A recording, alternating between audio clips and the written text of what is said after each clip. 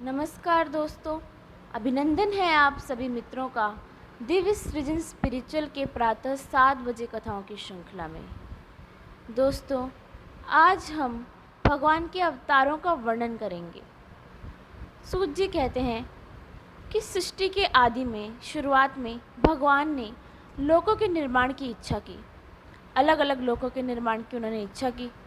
इच्छा होते ही उन्होंने महत्त्व आदि से निष्पन्न पुरुष रूप ग्रहण किया।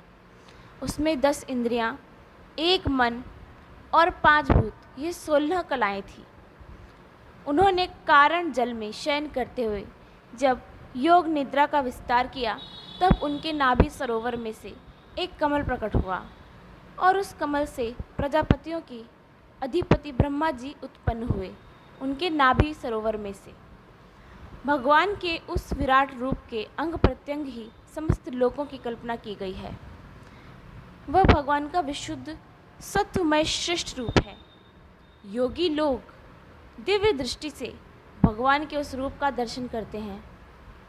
भगवान का वो रूप हजारों पैर, जांघें, भुजाएं और मुखों के कारण बहुत ही विलक्षण है।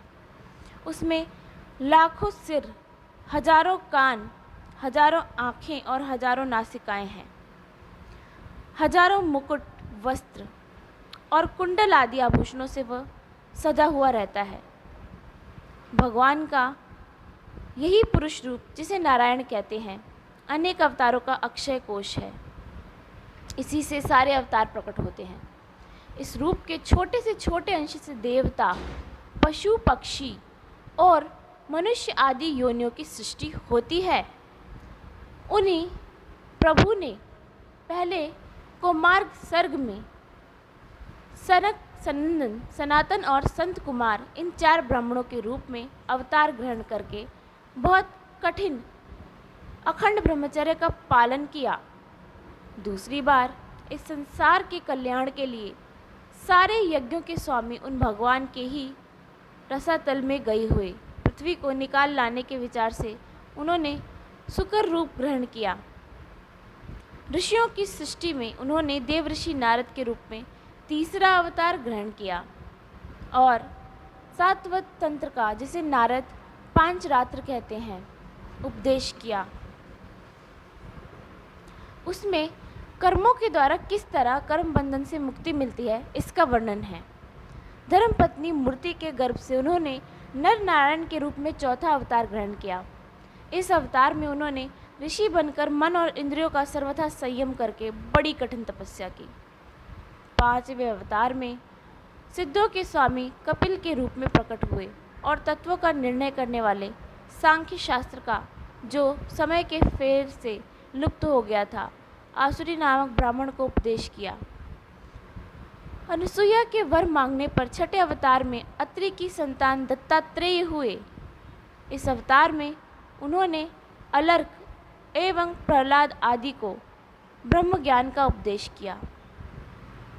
7वीं बार रुचि प्रजापति की आकुति नामक पत्नी से यज्ञ के रूप में उन्होंने अवतार ग्रहण किया और अपने पुत्र याम आदि देवताओं के साथ स्वयंभू मनवंतर की रक्षा की।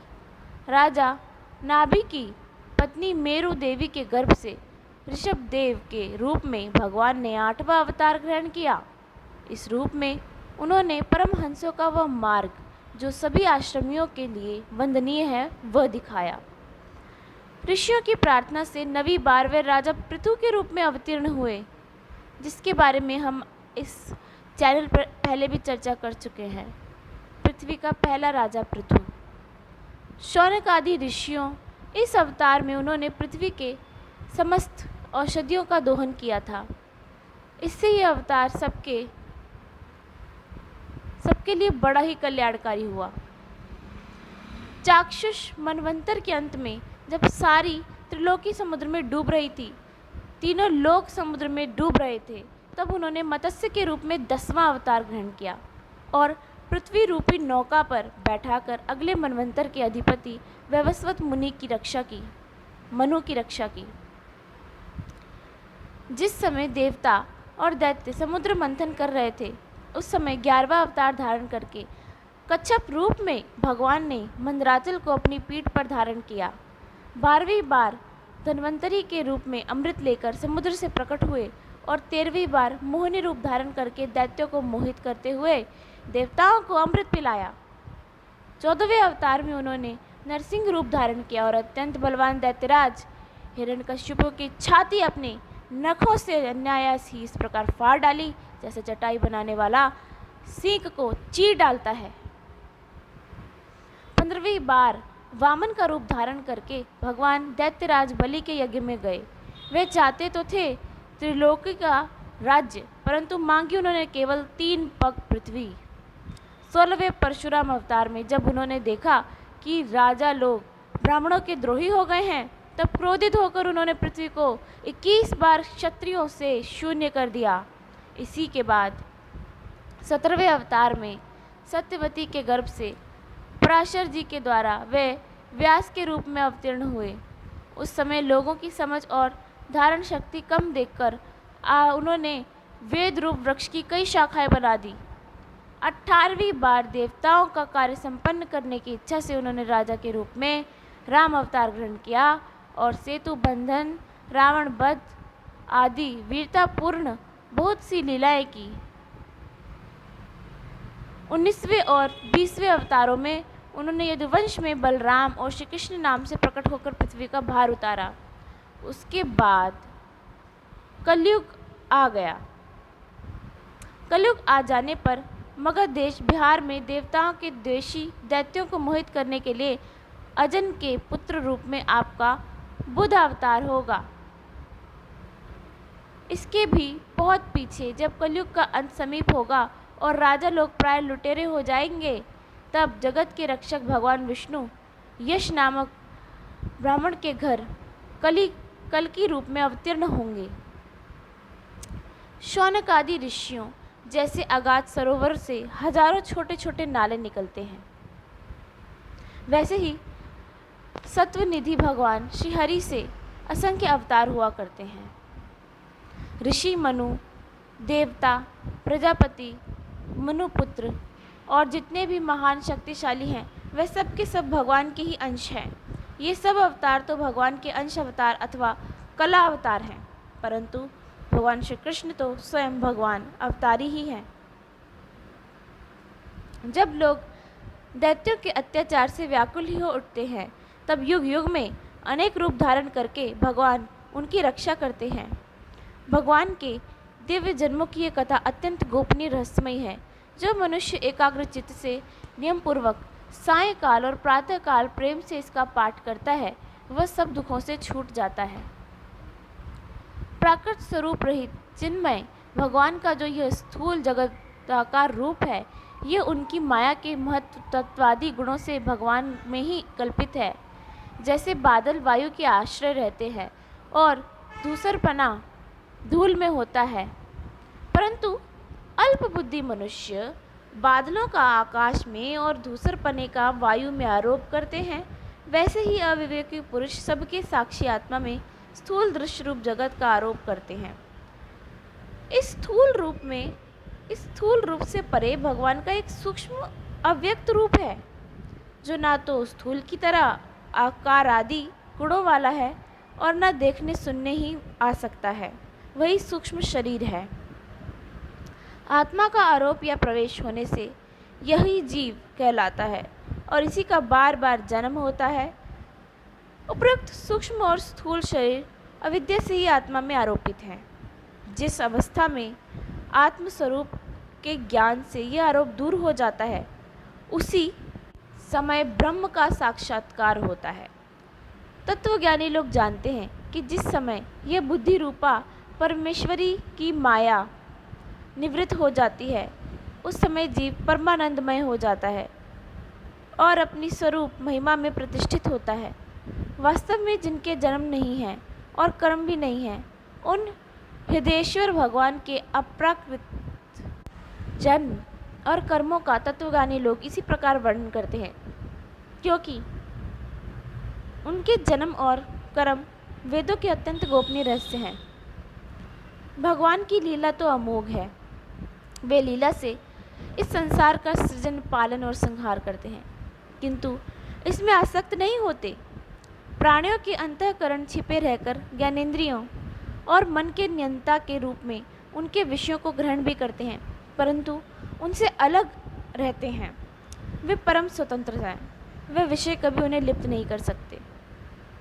जैसे अनजान मनुष्य जादूगर अथवा नट के संकल्प और वचनों से की हुई करामात को नहीं समझ पाता, वैसे ही अपने संकल्प और वेदवाणी के द्वारा भगवान के प्रकट किए हुए इन नाना नाम और रूपों को तथा उनकी लीलाओं को कुबुद्धि जीव बहुत सी तर्क युक्तियों द्वारा नहीं पहचान सकता। चक्र प्राणी भगवान की शक्ति और पराक्रम अनंत है, इनकी कोई था नहीं पा सकता। वे सारे जगत के निर्माता होने पर भी उससे सर्वथा परे हैं। उनके स्वरूप को अथवा उनकी लीला के रहस्य को वही जान सकता है जो नित्य निरंतर निष्कपट भाव से उनके चरण कमलों की दिव्य गंध का सेवन करता है, सेवा भाव से उनके चरणों का चिंतन करता रहता है। शौनक आदि ऋषियों